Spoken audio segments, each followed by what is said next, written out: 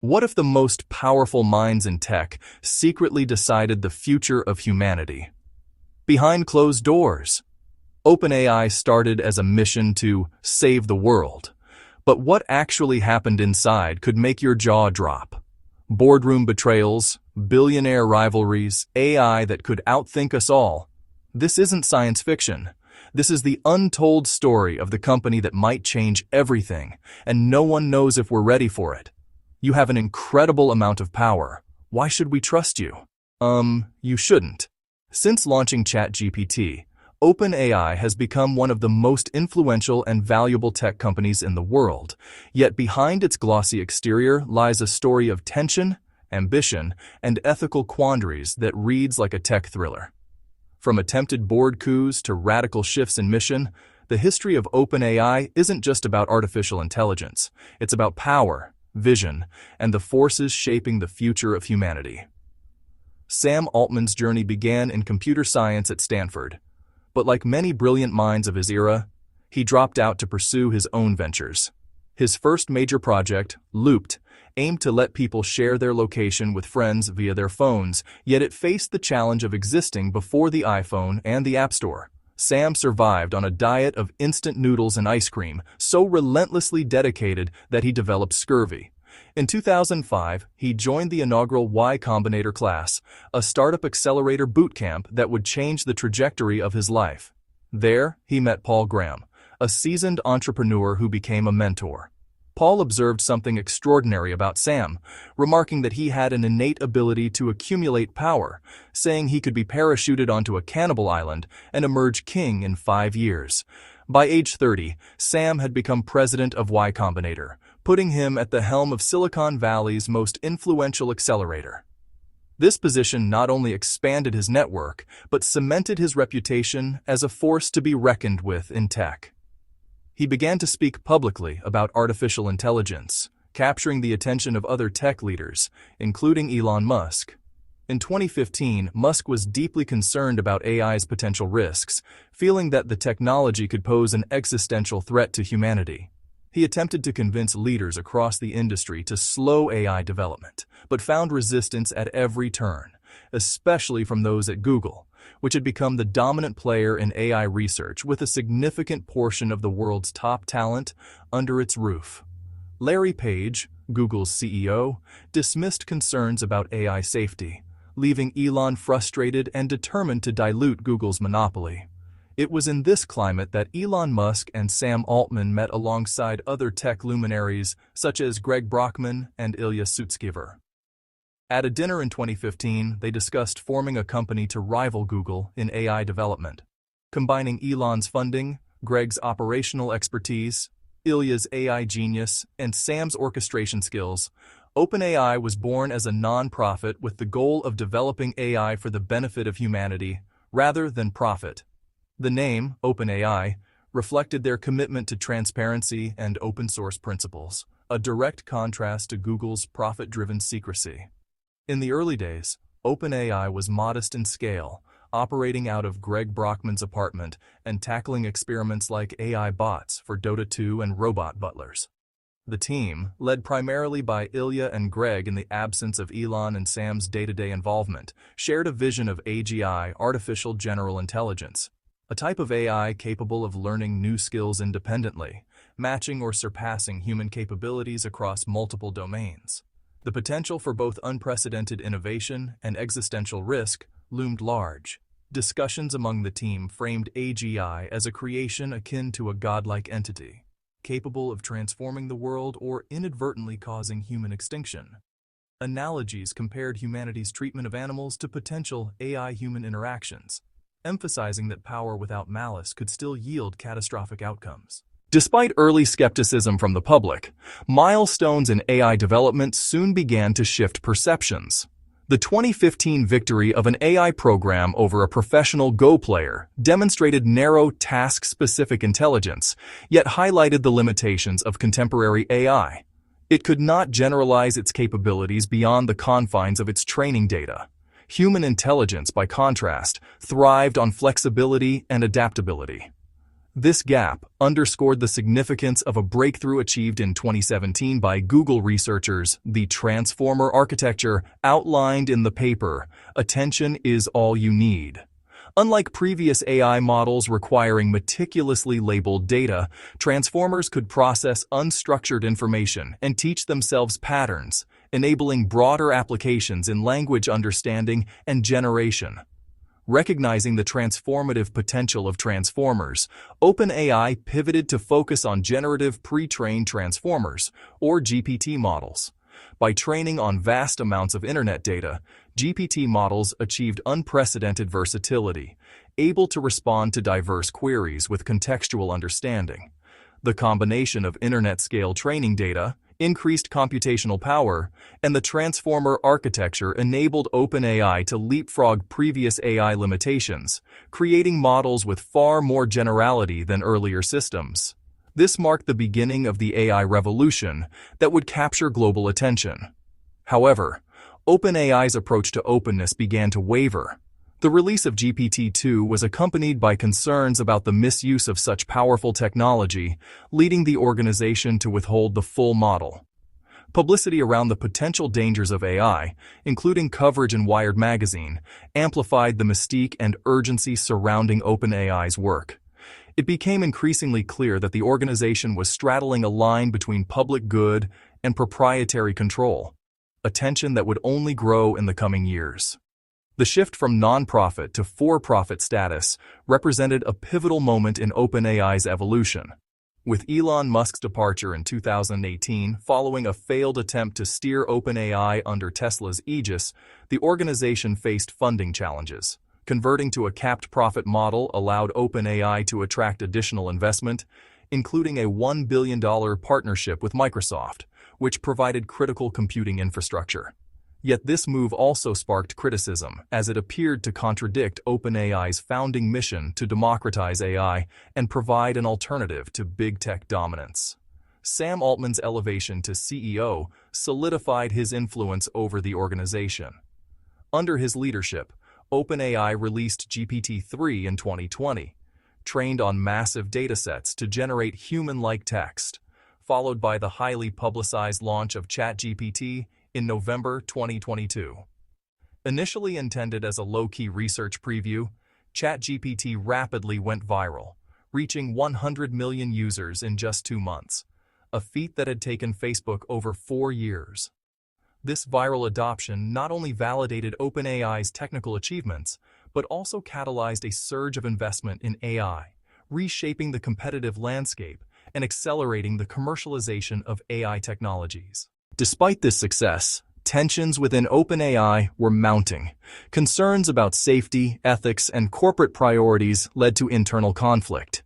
Star engineer Ilya Sutskever increased his focus on safety, while a group of employees accused the company of prioritizing profits over responsible AI development. Several team members left to form Anthropic, seeking to create a safer alternative. Meanwhile, OpenAI continued to innovate, launching image generators like DALL-E and video generators like Sora, and expanding commercial offerings, all while navigating the complex interplay between technological potential and ethical responsibility. By 2023, Sam Altman had publicly articulated a vision for AI that could end poverty and disease, positioning OpenAI as a transformative force. Yet the very next day, he was abruptly fired by the board on grounds of alleged dishonesty and mismanagement. The ensuing crisis sparked a revolt among employees, culminating in a mass petition demanding Sam's reinstatement. High-profile defections, public demonstrations of loyalty, and interventions from key figures like Ilya Sutskever ultimately forced the board to reverse course, reinstating Sam and reshaping the company's leadership structure. This rapid reversal underscored both the volatility of power within tech organizations and the unique influence of visionary leaders in shaping the trajectory of AI. Through it all, OpenAI has continued to expand its capabilities, introducing ChatGPT voice interactions and exploring AI's integration with virtual and augmented reality. As AI becomes increasingly sophisticated, its potential to reshape society grows, prompting questions about the boundaries between virtual and real, human and machine, and the ethical responsibilities of those wielding such power. The story of OpenAI is thus not merely a chronicle of technological innovation, it is a study in ambition, governance, and the profound impact of artificial intelligence on the future of humanity. By early 2025, the AI landscape was no longer just a Silicon Valley playground. What started as a handful of researchers experimenting in an apartment had grown into a global powerhouse, with OpenAI leading the charge. Sam Altman, now firmly reinstated as CEO, had more control than ever, but the environment around him had shifted dramatically. The stakes weren't just about who could build the most impressive AI, they were geopolitical, financial, and ethical. One of the most significant developments was the rise of DeepSeek, the Chinese AI competitor. By January 2025, DeepSeek had disrupted the market in a way few expected. Hundreds of billions of dollars evaporated from the valuations of US AI companies almost overnight. Analysts described it as a tech shockwave, comparing it to the sudden impact of smartphones on established industries a decade earlier. DeepSeek's models reportedly could process multilingual datasets far more efficiently than most Western systems, giving them a competitive edge in global markets. OpenAI publicly accused DeepSeek of intellectual property theft. Critics mocked this, pointing out that OpenAI itself had scraped the internet to train its models, raising complex questions about ownership, legality, and ethics in AI development. This wasn't just a business problem. It was now a geopolitical flashpoint. Governments and international organizations began to scrutinize AI with far more intensity, debating regulations, export controls, and national security implications. "We can solve scarcity, disease, education inequity," he said in a conference keynote, "but only if we handle the power responsibly." OpenAI's product ecosystem was expanding rapidly. ChatGPT had evolved beyond text. Its voice functionality allowed users to interact with AI in ways previously only seen in sci-fi. People could ask complex questions, get advice, and even simulate conversations for entertainment or mental health purposes. The parallels with Spike Jonze's 2013 film Her were impossible to ignore. In that movie, a man falls in love with a highly advanced AI operating system. OpenAI's experiments with realistic voice models and conversational AI were bringing that fiction uncomfortably close to reality. Scarlett Johansson, who voiced the AI in Her, became involved in a legal dispute when OpenAI's voice features resembled her performance. Sam publicly denied that the AI voice was based on Johansson, but he had tweeted the word "her" shortly after releasing the feature, which complicated the narrative. This controversy highlighted a growing problem. Intellectual property in AI was becoming a legal and ethical minefield. On the business side, OpenAI's valuation had exploded. By 2025, they had closed a funding round of $40 billion at a $300 billion valuation. This was the largest private tech funding round in history. To put that in context, that's larger than the combined market capitalization of many Fortune 500 companies. SoftBank led this round, echoing their previous high-profile investment into WeWork, which ended in notorious collapse. Investors were now betting on AI as the ultimate scalable platform, the new electricity or the internet, but with far less regulatory oversight than past transformative technologies had experienced. Despite these successes, internal tensions persisted. The dichotomy between product development and AI safety remained a pressing issue. Ilya Sutskever, OpenAI's chief scientist and one of the early co-founders, had long expressed concerns about the unchecked deployment of AI models. He and the safety team frequently clashed with the commercial wing, arguing that rapid scaling and public release could lead to catastrophic misuse. This conflict wasn't hypothetical. In 2024, several incidents occurred where AI-generated content had been used to manipulate financial markets, generate deepfake political statements, and even coordinate cyber attacks on small enterprises. OpenAI had to implement more rigorous monitoring and filtering systems, but these were reactive solutions. The larger question persisted. Could AI be made inherently safe, or was safety always going to be an afterthought? The departure of some key employees to form Anthropic created a new dynamic in the AI world. Anthropic positioned itself as a safety-first alternative to OpenAI, emphasizing ethical alignment and human oversight. This split reflected a broader trend in tech. When a company grows extremely fast, cultural and philosophical divisions often become pronounced. It also created a competitive landscape where the AI arms race was not just about model performance, but about public perception, ethics, and trustworthiness. Investors and governments alike began evaluating companies not just on technical merit, but on governance and alignment with global norms. In the same year, the application of AI in creative industries was accelerating in ways many hadn't anticipated. AI was no longer just replacing manual labor, it was challenging professions previously thought immune to automation. Music, visual arts, and even literature saw AI-generated works emerging at scale. The implications were profound. For example, in 2025, AI-generated films began premiering at independent film festivals.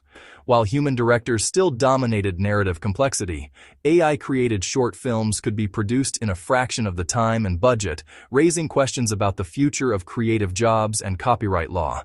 Similarly, AI-generated music was starting to enter mainstream streaming platforms. Legal frameworks struggled to keep pace. Who owned a song produced by an AI trained on copyrighted human-created works? These questions had enormous financial implications.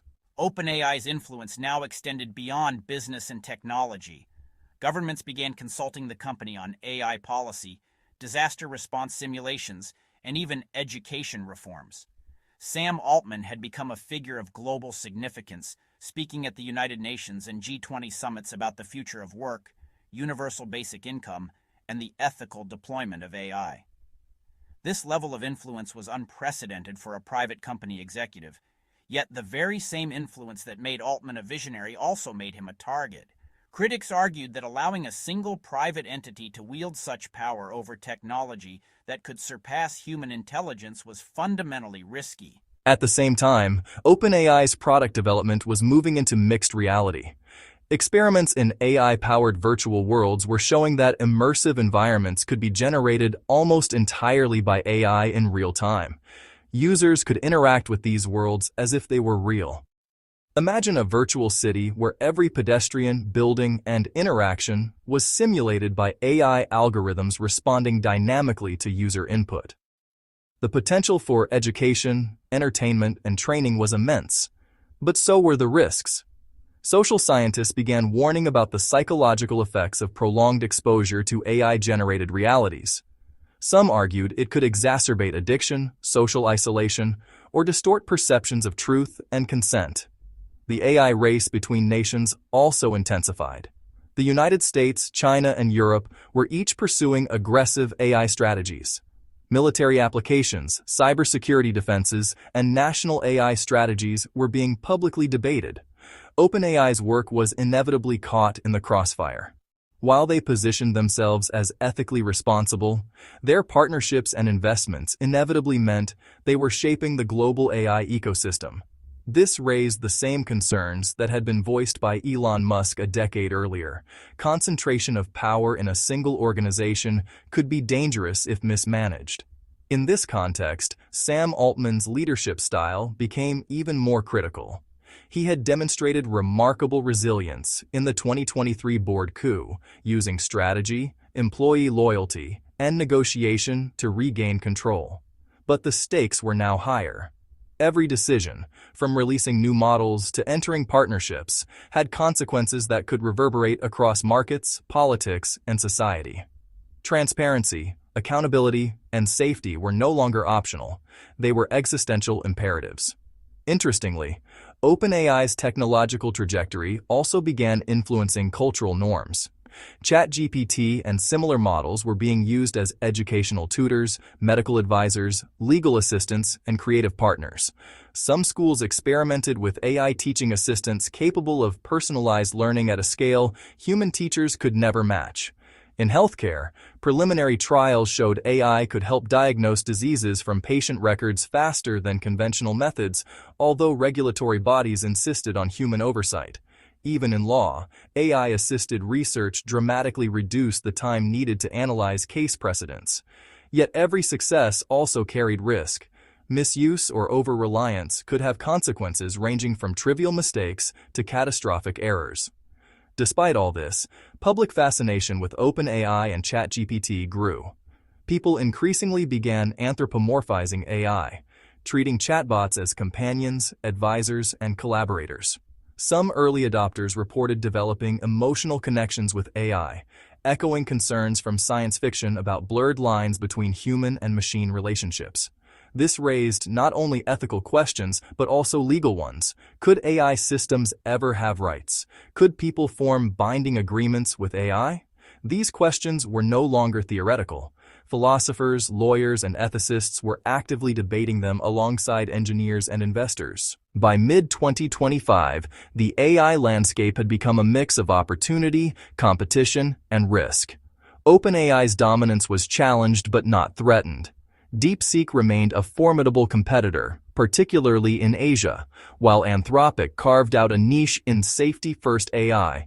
Other startups focused on verticals like creative AI, healthcare AI, and industrial AI were emerging at a rapid pace. The result was a global AI ecosystem moving faster than regulation, ethics, or society could fully grasp.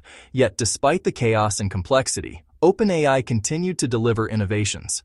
GPT-5 and subsequent iterations were approaching human-level reasoning in narrow domains. AI-generated video, music, and virtual reality experiences were becoming commercially viable. Sam Altman remained the public face, advocating for a balance between ambition and caution. Every new launch was a mix of awe-inspiring progress and intense scrutiny. The company's internal culture, shaped by loyalty, rapid iteration, and a mix of idealism and pragmatism, was now a key factor in its continued success. As of 2025, the AI revolution was no longer a distant future. It was here. OpenAI's story, from humble beginnings in a living room to global influence, reflected both the promise and peril of artificial intelligence. Sam Altman, Greg Brockman, Ilya Sutskever, and their colleagues had not just built software, they had created a force capable of reshaping human civilization. And yet, with power comes responsibility. The decisions made by OpenAI and by the AI industry at large would define not only technological progress, but also societal norms, economic structures, and even the future of democracy. The final question remains: as AI continues to advance, how do we, as a global society, ensure that it benefits humanity rather than endangers it? OpenAI's journey illustrates both the potential and the risks. The race is on, the stakes are high, and the outcome is uncertain. One thing is clear: we are witnessing the dawn of a new era, and the story of OpenAI is far from over. Every breakthrough, controversy, and decision will ripple across industries, governments, and individual lives. The world is watching, and the question is no longer whether AI will change our lives. It's how and when. OpenAI's rise is a story of ambition, innovation, and power struggles at the heart of the AI revolution. Founded in 2015 by Sam Altman, Elon Musk, Greg Brockman, and Ilya Sutskever, it began as a non-profit aiming to develop AI safely for humanity.